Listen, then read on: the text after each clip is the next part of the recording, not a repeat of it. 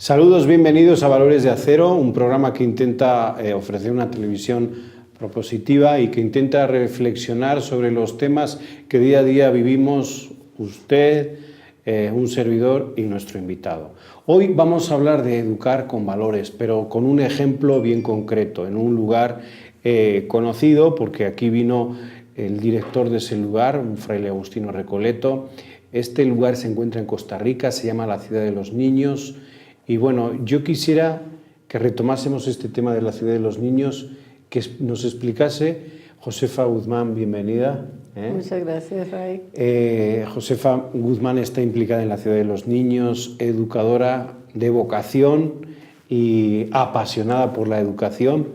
Trabajamos juntos en esta red que se va formando de colegios Agustino Recoletos aquí en Centroamérica.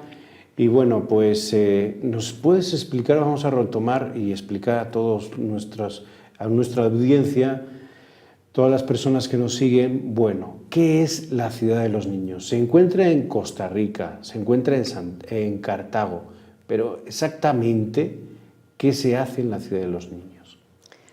Bueno, muchas gracias por la invitación a este programa tan bueno, ¿verdad? La Ciudad de los Niños es eso, una ciudad, es una finca muy grande con albergues para muchachos. Tenemos ahí este año 500 muchachos, todos varones de procedencia de pobres y extrema pobreza, de dificultad para accesar a la educación o personas que han desertado de la educación.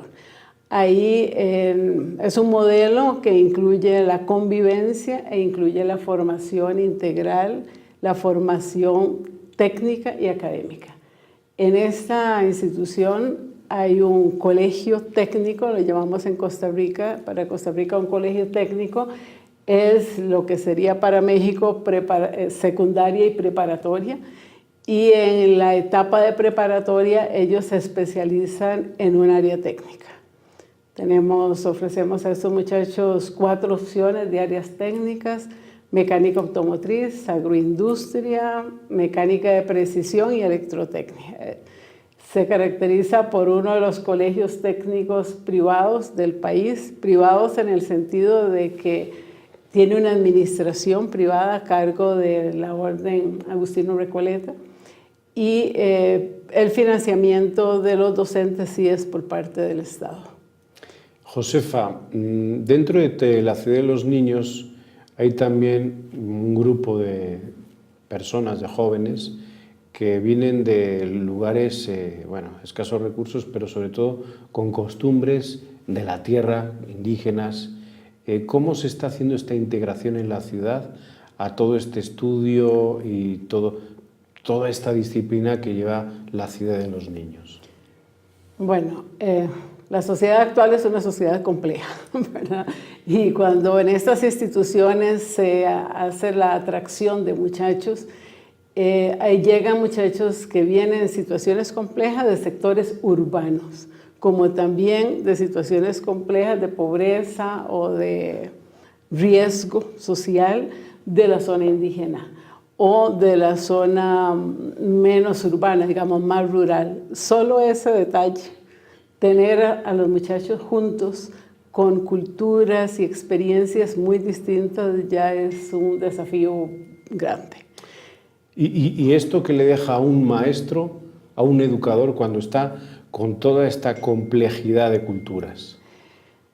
Bueno, ahí hay que partir, digamos, que los maestros que tenemos son maestros valientes, ¿verdad? En ese sentido, porque el maestro vive la diversidad ahí mismo, ¿verdad?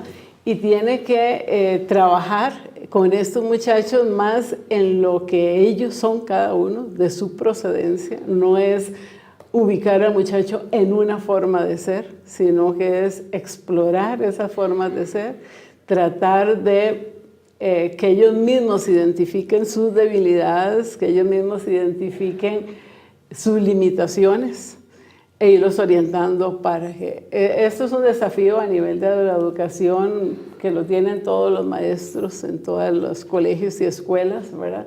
en esta institución de la Ciudad de los Niños pues se ve más aguda, ¿verdad? Por la procedencia y por el desafío que significa lograr que estos muchachos se entusiasmen en el estudio. Muchos de ellos han tenido muchos fracasos en el estudio, provienen de familias de una escolaridad muy baja, a veces casi nula, y eso significa que ellos primero tienen que entender que es importante estudiar. Ya ahí hay un trabajo. Pero para el docente es sumamente enriquecedor. La ciudad ha estado trabajando en ver, digamos, que no es el docente que tiene que decir cómo se hace, ¿verdad? Sino que tiene que ayudar a que el muchacho se autodescubra, porque la idea es que ellos vuelvan a sus lugares a promover, digamos, un cambio Es decir, social. Estos muchachos de escasos recursos vienen con unos valores, potencian estos valores. Ustedes ahí en la ciudad, con todo el equipo que hay de personal educativo, muy bueno, por cierto, y luego de ahí se ubican en la sociedad. Ellos se ubican y como ya ellos salen, digamos, con competencias técnicas muy claras, ¿verdad? Y muy bien desarrolladas, ellos tienen incluso los últimos 4 meses de su estancia en lo que nosotros llamamos el ciclo diversificado, ¿verdad? Tienen su práctica de especialidad y ahí se ubican en empresas. La institución, tenemos un coordinador de empresas, entre tantos, que es el que se encarga de ubicar las empresas, dónde se van a ir a hacer los muchachos sus prácticas de especialidad. Tenemos empresas que se quedan los muchachos después de su práctica de especialidad. Ellos se incorporan a la sociedad de una vez al trabajo. Y estos días estamos celebrando también que muchos de ellos han ganado los exámenes de admisión de las universidades públicas. Tenemos ya muchachos que de otra forma nunca hubieran ingresado a la universidad pública y están cogiendo carreras como mecatrónica, como computación, como ingeniería industrial, con éxito. Estamos hablando de personas con valores potenciales, además que salen con muchos más valores, mucho más seguros. Esto en un tipo de educación en la ciudad de los niños que me imagino, como está cambiando en todas las escuelas, está en un proceso de cambio. Sí, la ciudad de los niños tiene, digamos, 3 años de estar en un proceso empezó como un proceso de búsqueda, cómo hacer que sea mucho más provechoso la estancia de los muchachos ahí en la ciudad.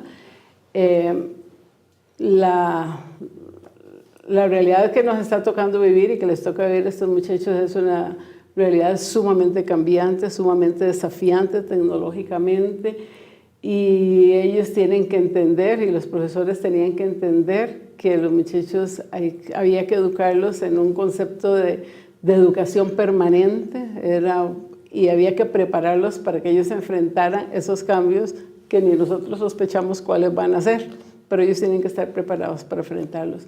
Entonces, hemos venido trabajando, digamos, nos matriculamos con el constructivismo bien ya tomándolo en serio, ¿verdad? Ha habido un proceso de capacitación de profesores, un proceso de remozamiento también de profesores en el colegio, no porque se descartara a algunos, sino porque algunos pues prefirieron estar en otros lugares. Tenemos profesores nuevos, un cuerpo docente bastante joven, que eso es muy importante, muy dispuesto a aprender. Y es un proceso de que, digamos, tomando bajo control varias variables, ¿verdad? Para lograr, digamos, un aprendizaje más significativo, un descubrirse más a fondo por parte de los muchachos. Es muy importante para nosotros la formación técnica, porque son muchachos de extrema pobreza que necesitan trabajar. Entonces es muy importante la calidad en la formación técnica que ellos traigan. Pero eso, digamos, es un brazo de la formación. El otro brazo está en la formación integral del muchacho. Él se forma no solamente en el aula, se forma en la residencia, en la ciudad de los niños. Los jóvenes viven en albergues sus 2 primeros años, que son casitas donde vive un matrimonio, a veces tiene sus hijos el matrimonio, y 15 muchachos. Son muchachos que llegan y allí aprenden desde las cosas básicas de urbanidad e higiene, ¿verdad? Cómo comportarse en la mesa, cómo comer los 14 juntos sin que haya un problema ahí en la mesa, cómo sus horas de estudio, cómo sus quehaceres en la casa. En la mañana ellos hacen algunos quehaceres básicos o van a traer la leche para el desayuno o hacen un aseo de una parte de la casa. Entonces, la formación de la convivencia. Primero, que es posible vivir en familia, que es una experiencia que muchos de ellos no tienen. Ahí hay un matrimonio con sus niños que tienen sus problemas, pero viven como familia. Y ellos tienen una doña, llamamos a las señoras, una doña que está pendiente de su desarrollo como joven, en sus comportamientos con los compañeros, en su cuidado personal, en su alimentación, en sus responsabilidades con el estudio. Entonces, este proceso de acompañamiento, que por la procedencia de ellos, muchos no cuentan con esos acompañamientos por parte de una madre o de un padre o de una familia o un encargado, les hace realmente crecer como persona. Y su vinculación también con el colegio. Entiendo que este es un acompañamiento integral en donde hay un equipo de psicólogas, en donde hacen estos de doñas y dones, el papá y la mamá, en donde están también los religiosos empujando toda la parte trascendental, espiritual. Tú desde fuera y como educadora, digo desde fuera aunque estás muy dentro, pero como educadora con toda la experiencia que has tenido en otras instituciones, a la ciudad de los niños, ¿cómo la ves hoy en esta educación del siglo XXI? La veo un valiente enfrentando un gran desafío. La veo valiente enfrentando un gran desafío porque si uno se ubica en otras instituciones educativas, dice uno están viendo y dejando pasar, ¿verdad? Y la ciudad no, la ciudad decidió enfrentar los desafíos que implica la nueva sociedad, ¿verdad? Y eso significa replantearse el proceso de formación de los muchachos. ¿Vale la pena esta reflexión educativa que se va haciendo con otros centros, incluso Agustino Recoletos, estas conclusiones que se van sacando? ¿A dónde tú, como educadora, nos están llevando a todos? Yo pienso que en esta educación, la acción de educación no es una cosa fácil, no es una cosa mecánica, eso se necesita reflexión. Y las lecciones aprendidas en diferentes lugares, la reflexión profunda sobre cuáles son los desafíos, cuáles son las necesidades de las nuevas poblaciones y la reflexión de cómo afrontarlas es indispensable. Yo pienso que esta estrategia que está siguiendo la Orden Agustino Recoleta, principalmente aquí liderada por México, por el Fray Luis de León, y que ha invitado a Costa Rica y que ha invitado a Guatemala y a Panamá, República Dominicana y a otras instituciones, me parece sumamente rico. Me parece que es lo que hay que hacer en este momento. Es unir esfuerzos, reflexión, identificar ejes. No podemos atender a todo desde nuestras escuelas. Hay que identificar ejes, puntualizar en ejes e ir evaluando cómo vamos avanzando en esos ejes que identificamos como fundamentales. Muy bien, pues seguimos aquí reflexionando la educación, los valores, con Josefa Guzmán. Aquí en Valores de Acero nos vamos en estos momentos a las 5 noticias más importantes de la Iglesia Católica con Eloy Saavedra. Estamos aquí en ESNE, en el Sembrador Nueva Evangelización. Usted nos está viendo, nosotros también estamos disfrutando con usted. Regresamos en un momento.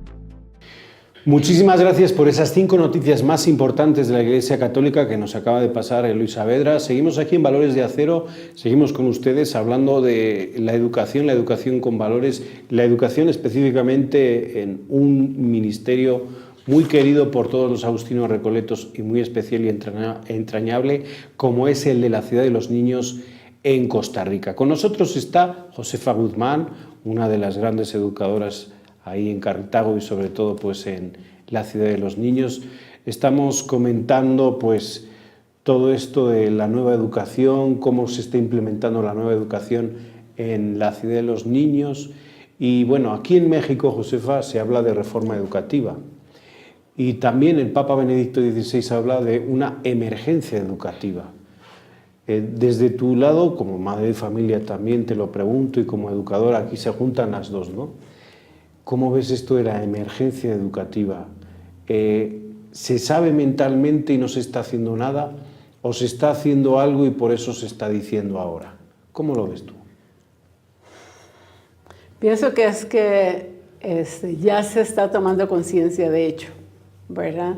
La educación supuestamente debiera ir adelante, ¿verdad? Preparando los cambios, preparando a la gente para los cambios.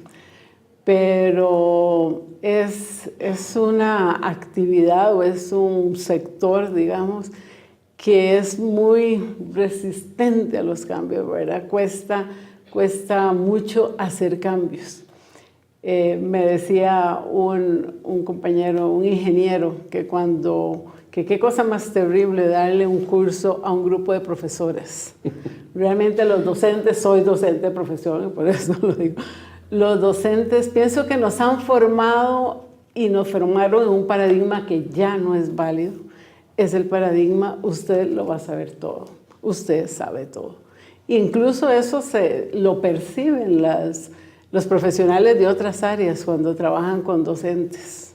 Cuando se dice, es que se pasan como evaluando todo, ¿verdad? Como evaluando, no hay una apertura a aprender, cuesta mucho.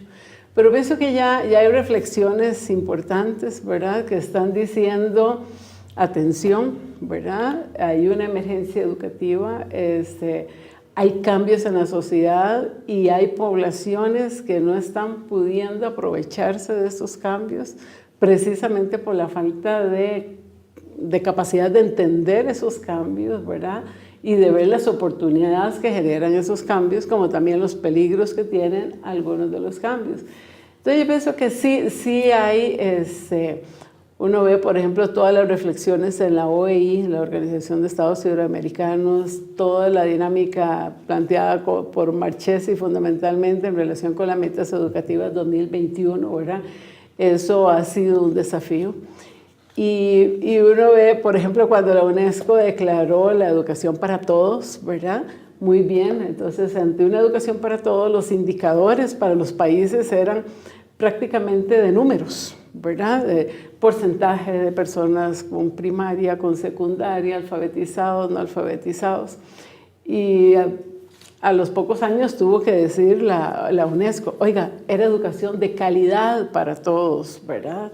También, entonces, y paradigmas como la educación permanente, o sea, no era estudiar para toda la vida, es estudiar durante toda la vida, ¿verdad? Bueno, estudiar o aprender, digamos. Entonces, yo pienso que sí hay reflexiones importantes, se están dando más cambios en los sectores privados, porque hay una mayor presión de, digamos, los clientes, ¿verdad? Los que van a las instituciones.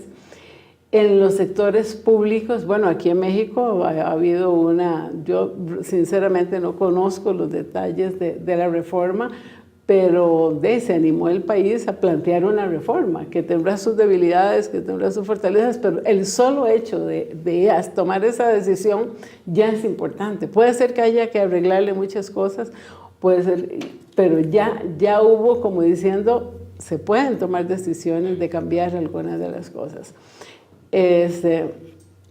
Un elemento tan básico como, y lo veo yo, digamos, un poco en la forma de trabajo de los agustinos recoletos, que mejor no llamar centro educativo, es que es una comunidad educativa, en donde los cambios no los va a hacer la escuela sola, ¿verdad?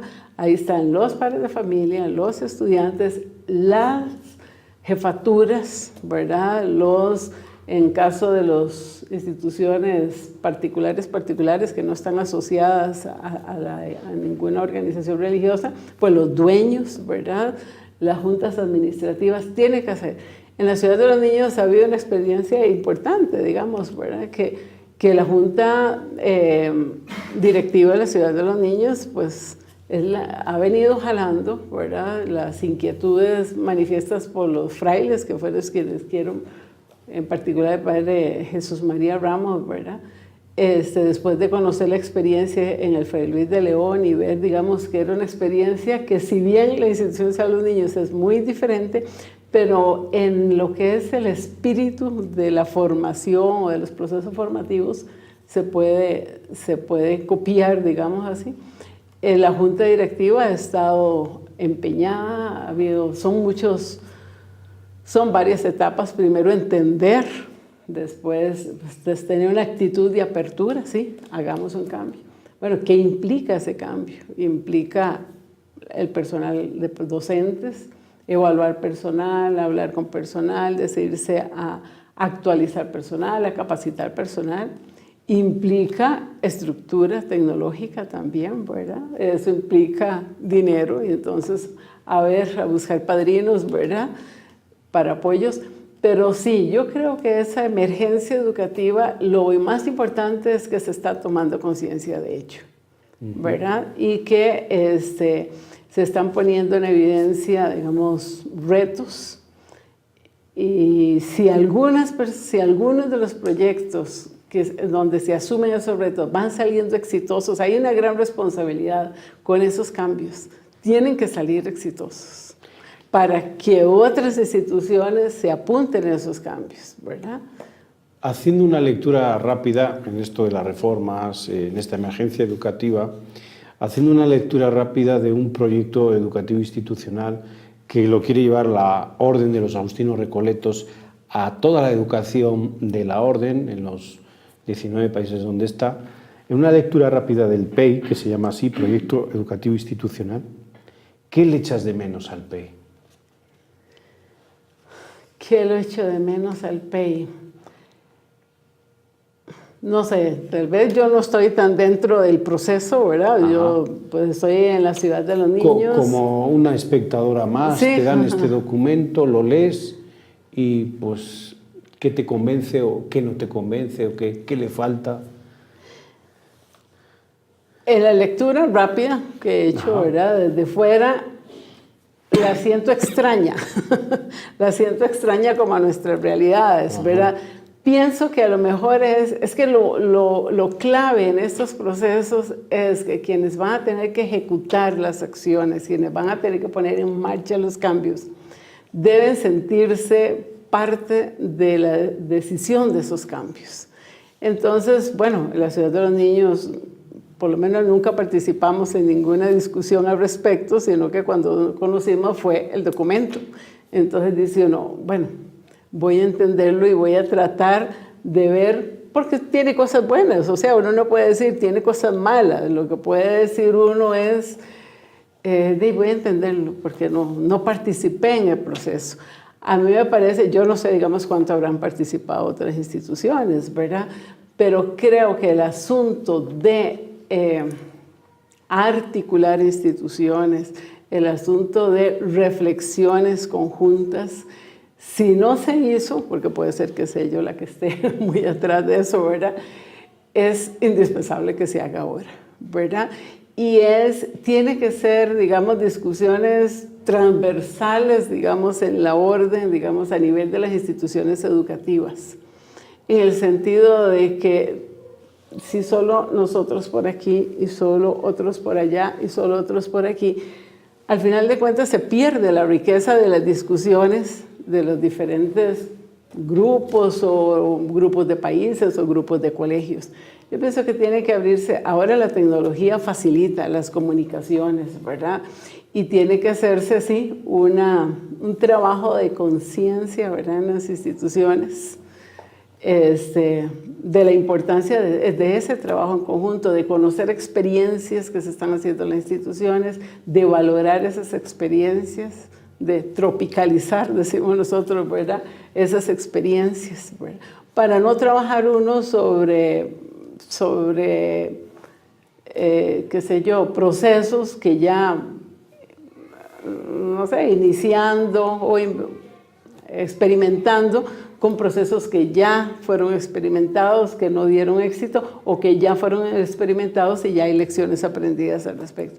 Entonces, yo pienso que más que un documento, y lo he visto con la UNESCO, lo he visto con la OEI, más que un documento, estas son las líneas, ¿verdad? Bueno, el proceso Metas Educativas 2021 fue muy participativo. Entonces, más que un documento, a veces lo que hace falta es la concientización, la socialización, la reflexión conjunta, ¿verdad? Entonces, de pronto, digamos, si el documento está, por lo menos yo desde el ángulo de la Ciudad de los Niños siento la necesidad de nosotros hacer la reflexión alrededor del documento, ¿verdad? Porque como no se hizo antes, pienso que vamos a tener como que partir de cero que tenemos el documento. Una reflexión conjunta, ¿no? La reflexión conjunta, el intercambio de experiencias. Josefa Guzmán es no solamente aficionada a las matemáticas, sino profesora de matemáticas. Y yo quisiera, con una profesora de matemáticas, hablar qué pasa con los alumnos con fracaso escolar. Por ejemplo, ¿qué hace la Ciudad de los Niños con unos alumnos con fracaso escolar? ¿Y cómo ves tú esto del fracaso escolar?